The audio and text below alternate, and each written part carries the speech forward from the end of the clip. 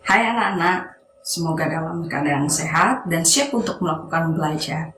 Kali ini kita akan belajar tentang termokimia, khususnya reaksi eksoterm dan reaksi endoterm. Ketika reaksi kimia, ikatan-ikatan kimia pada zat yang bereaksi akan putus. Ikatan-ikatan kimia yang terbentuk membentuk zat-zat produk. Setiap dari reaksi kimia memerlukan energi dalam pembentukan ikatannya untuk membentuk suatu produk yang bermanfaat atau untuk keperluan tertentu yang biasanya terjadi di laboratorium maupun dalam industri skala besar. Energi yang dibutuhkan untuk memutuskan ikatan-ikatan dan energi yang dibebaskan dari ikatan kimia untuk membentuk produk, sehingga hampir semua reaksi kimia melibatkan perubahan energi. Menurut hukum kekekalan energi, energi tidak dapat diciptakan ataupun dimusnahkan, namun hanya dapat diubah dari bentuk yang satu ke bentuk yang lain. Energi terdiri dari beberapa jenis, ada energi potensial, energi kinetik, energi kimia, dan energi panas. Dalam proses ini yang kita pelajari terkait dengan ini adalah energi panas atau kalor yang dilepaskan ataupun diserap dalam proses reaksi kimia. Energi juga dapat berpindah dari sistem ke lingkungan, baik itu lingkungan juga ke sistem. Pada pembelajaran sebelumnya, Anda sudah mempelajari tentang sistem dan lingkungan. Sistem adalah segala sesuatu yang jadi pusat perhatian, dan lingkungan adalah yang di luar sistem. Apa bedanya antara sistem dan lingkungan? Nah, sebelumnya Anda sudah mempelajari. Nah, misalkan kita melarutkan gula di dalam gelas yang sudah berisi air, sirup dalam gelas, maka yang namanya sistemnya itu adalah sirup tadi, sedangkan lingkungan yang menjadi wadahnya itu adalah gelas. Energi berupa kalor atau panas tadi dapat berpindah baik dari sistem ke lingkungan maupun dari lingkungan ke sistem. Ada dua cara, yaitu reaksi eksoterm dan reaksi endoterm. Reaksi eksoterm dan reaksi endoterm itu biasanya ada di sekitar kita, ada di kehidupan sehari-hari. Misalnya dalam proses apapun, itu bisa diamati dengan menggunakan indera ataupun terlebih enak lagi menggunakan alat. Nah, untuk mempelajari apa yang dimaksud dengan reaksi eksoterm dan reaksi endoterm, kita akan melakukan percobaan berikut ini. Percobaan yang kita lakukan mudah untuk digunakan, bahkan alat dan bahannya dapat ditemukan dalam kehidupan sehari-hari. Anak-anak dapat melakukan percobaan ini di rumah dengan menggunakan alat dan bahan yang seadanya. Bahkan dalam proses daring, Bapak Ibu juga bisa menggunakan bahan-bahan yang ada untuk bisa dilakukan percobaan dan dapat diganti dengan beberapa bahan yang bisa ditemukan dalam kehidupan atau di sekitar siswa di rumah. Pertama-tama kita akan melakukan percobaan tentang reaksi endoterm. Alat dan bahan yang kita gunakan, mari kita simak. Alat dan bahan yang kita gunakan adalah yang pertama termometer ya. Ini masih dalam selubung. Skalanya dari -10 sampai 110. Ini termometer alkohol. Kemudian gelas kimia, spatula tanduk,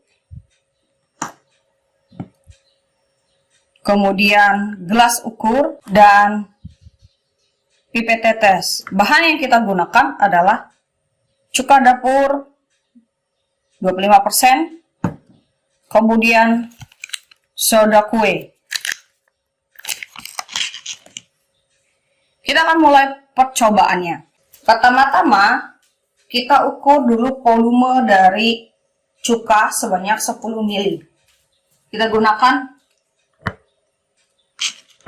gelas ukur untuk mengukurnya. Jangan lupa gunakan pipet tetes.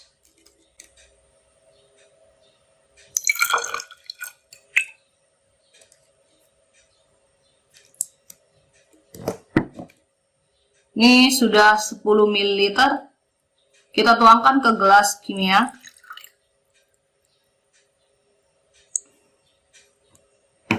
Kemudian kita ukur suhu dari larutan cuka sebelum direaksikan dengan soda kue tadi.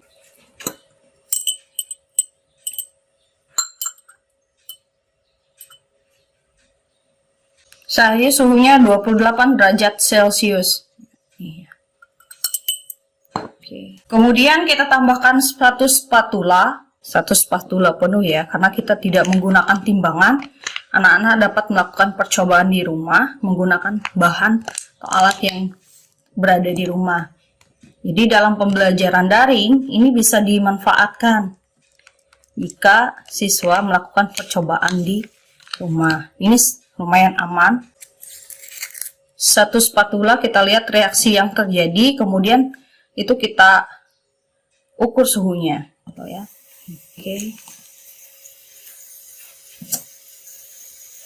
Kan suhunya. Ini masih terjadi reaksi.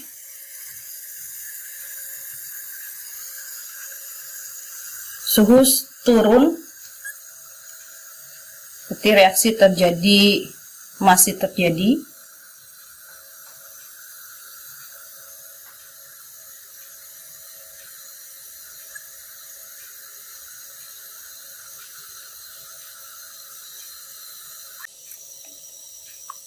Suhu dari reaksi ini adalah 20 derajat Celcius. Nah, ini 20 derajat Celcius. Nah, kita sudah melakukan percobaan reaksi endoterm. Sekarang kita akan melakukan percobaan tentang reaksi eksoterm. Kita simak alat dan bahannya, dan kita siap melakukan percobaan. Alat yang bahan kita gunakan pada percobaan reaksi eksoterm. Alat yang kita gunakan adalah gelas ukur,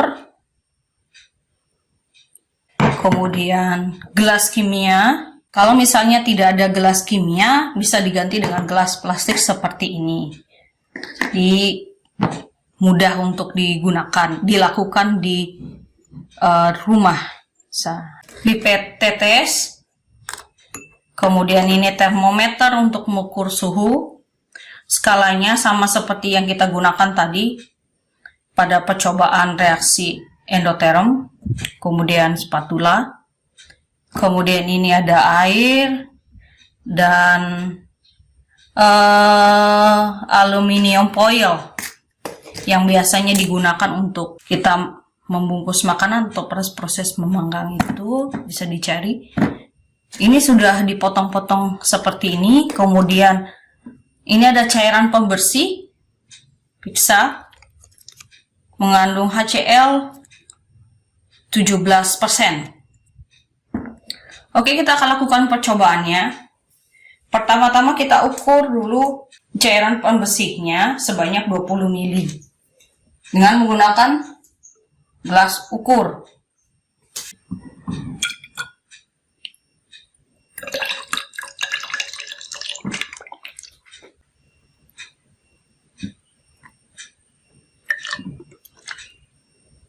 Ini sudah 20 ml, kita tuangkan ke gelas kimia.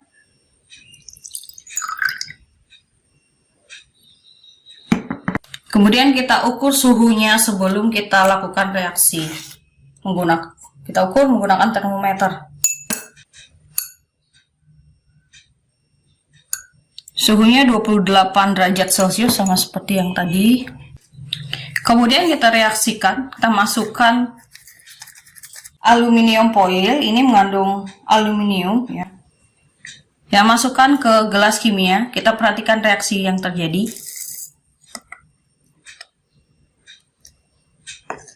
Saat mulai bereaksi, nanti kita akan ukur suhunya. Karena reaksi ini berjalan cukup lambat. Ini sudah mulai bereaksi. Kita ukur suhunya karena sudah mulai terjadinya reaksi. Ada produk di situ, ada gelembung-gelembung gas putih. Suhu mulai naik. Sekarang suhunya di 29 derajat Celcius. Reaksi juga masih berlangsung dan ini muncul gelembung gas yang banyak, suhu juga semakin naik. Ini dibuktikan dengan produk yang dihasilkan lebih banyak, yaitu berupa gelembung gas itu. Gelembung gas itu adalah gelembung gas hidrogen. Nah, gelembung gasnya yang dihasilkan semakin banyak, suhunya semakin naik. suhunya mencapai 40 derajat Celcius. Kita telah melakukan dua percobaan, yaitu yang percobaan pertama adalah reaksi endoterm, yang kedua adalah reaksi eksoterm. Pada percobaan pertama, reaksi antara cuka dapur yang mengandung asam asetat 25% dan soda kue yang mengandung natrium bikarbonat atau NaHCO3 dengan reaksi seperti ini merupakan reaksi endoterm.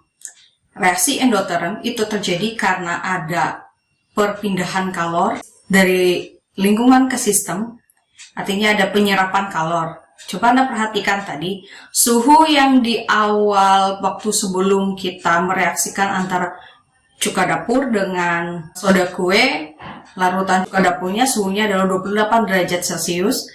Setelah kita reaksikan, suhunya menjadi 22 derajat Celcius. Artinya di situ terjadi penurunan suhu. Reaksi endoterm terjadi jika kalor berpindah dari lingkungan ke sistem. Kalor diserap oleh sistem sehingga terjadi penurunan suhu.